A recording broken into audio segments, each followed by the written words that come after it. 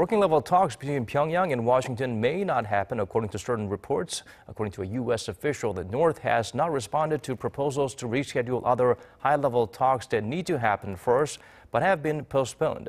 Top American officials seem to believe that the regime needs to make an effort before the window of opportunity closes. Lee Ji-won tells us more. Talks between Secretary of State Mike Pompeo and his North Korean counterpart have been postponed already, and now working-level talks between the two sides seem to be falling apart too. Radio Free Asia reported Tuesday that according to a former senior U.S. official, Washington's special representative for North Korea Stephen Biegun was going to attend working-level talks with North Korea's Vice Foreign Minister Choi Sun-hee in mid-December.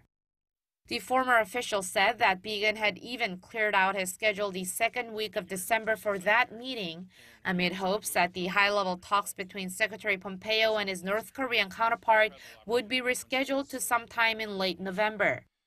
There were reports that the U.S. had proposed holding the high-level talks toward the end of November, but never heard back from Pyongyang. And according to the former official, there is no meeting scheduled with the North as of now, and unless the current situation changes, it'd be hard for the working-level meeting to take place in December. Observers say that the North and the U.S. are in a tug-of-war over the lifting of sanctions and over concrete steps toward denuclearization, but that they need to make sure they don't lose the momentum for dialogue.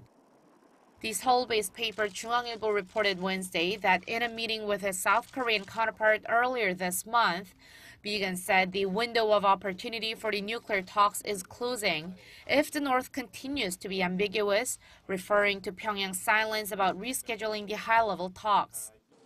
Citing a U.S. official, the paper reported that Biegun also said that because of growing pressure on those in the U.S. who want dialogue with the North and with the Democrats taking over the lower house of Congress, the Trump administration cannot sit idly by.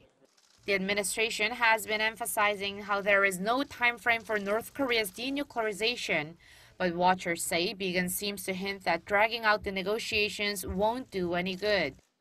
Lee Ji-won, Arirang News.